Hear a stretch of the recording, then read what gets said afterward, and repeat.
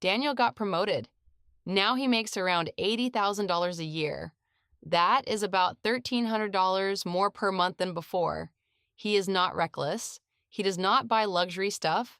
He is not doing anything obviously stupid, but somehow he still has no savings. Hi, I'm Yeva.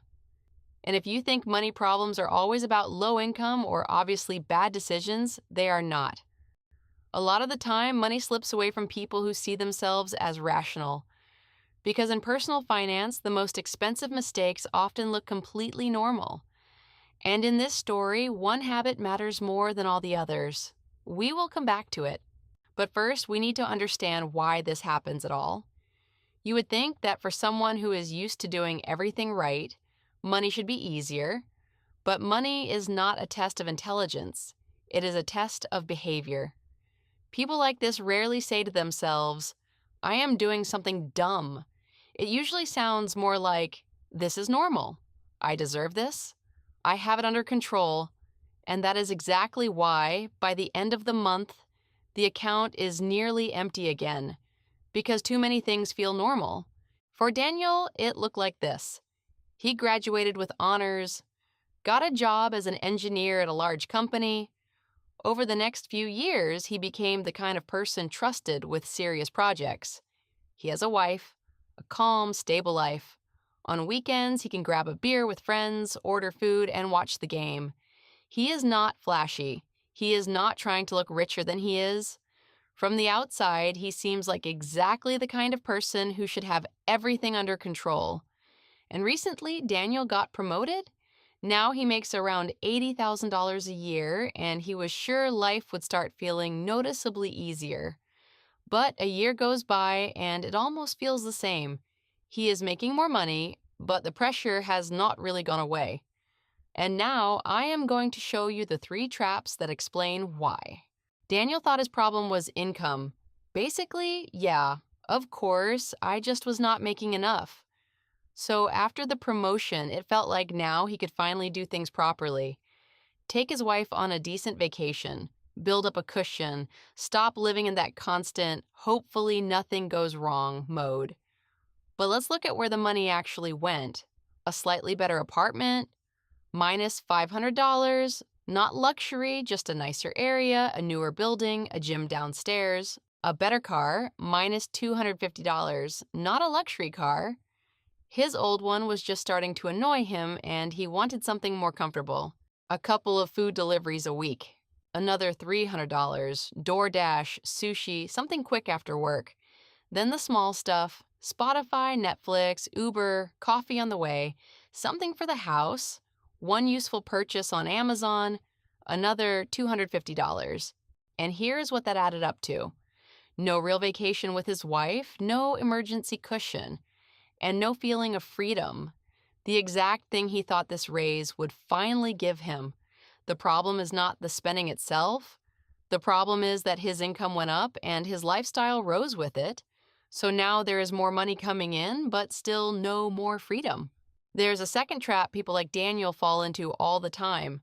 It works quietly and almost invisibly. Daniel does not want to impress anyone. He is not trying to look rich. But it still matters to him that he does not feel behind his coworkers, friends, or former classmates. A friend invites them to a housewarming in a bigger townhouse. Someone at work casually mentions they remodeled their kitchen. A former classmate posts a photo next to a new BMW with the caption, "Finally upgraded." And none of it looks like luxury. It just looks like the new normal. That is where the trap starts working. Daniel begins wanting things not because he truly needs them, but because it feels like he should already have them by now. There is nothing wrong with wanting a good life. The problem starts when your spending reflects your real goals less and less, and what the people around you treat as normal more and more. There's a third trap people fall into when they are used to doing things the right way. Daniel decided it was finally time to start investing part of his paycheck. Nothing complicated. Just open an account, pick a solid index fund, set up an automatic monthly transfer. But then the familiar pattern begins. Which broker is better? Which fund should I choose? Should I invest now or wait? What if there is a smarter option? A week goes by, then a month, and nothing happens. And here's that habit I mentioned at the beginning. I will understand it better first, then I will start. Most of the time, this comes down to two things: spending too long looking for the perfect strategy, and waiting too long for the right moment. It sounds reasonable, but very often it is just procrastination in good packaging. I will read a little more. I will watch a few more videos. I will start later. And that is how weeks and months go by. The problem is not wanting to understand what you are doing. The problem starts when preparation stops helping and starts delaying the first real step. Okay, so what do you do if you recognize yourself in this? 3 rules. Rule 1: move part of your paycheck to savings immediately. Not at the end of the month, not whatever happens to be left over. Immediately, automatically on payday. Even 5 to 10% of your income is already a solid start. Rule 2: use a comparison pause. If a purchase is not really about usefulness, but about the feeling of I am not worse than other people, pause for 48 hours. Not every pleasant purchase is unnecessary. The question is not the purchase itself. The question is the reason behind it. If the main reason is not joy and not real need, but comparison, that is where the problem begins. Rule 3: do not wait for the perfect start. Do not spend forever looking for the best option. Don't try to calculate everything in advance. Pick an option that is good enough and start small. Learning is useful, but when starting gets delayed over and over again, knowledge never turns into results. So briefly, the problem usually is not a lack of knowledge. It is that as income grows, life automatically gets more expensive. Other people's standards quietly replace your own goals, and the desire to do everything perfectly keeps delaying the start. Being smart can help you earn more, but freedom usually does not come from genius decisions.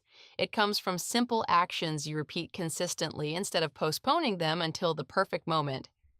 If you are into stories about money, behavior, and the psychological mistakes people make, subscribe and tell me in the comments which part of Daniel's story felt the most real to you.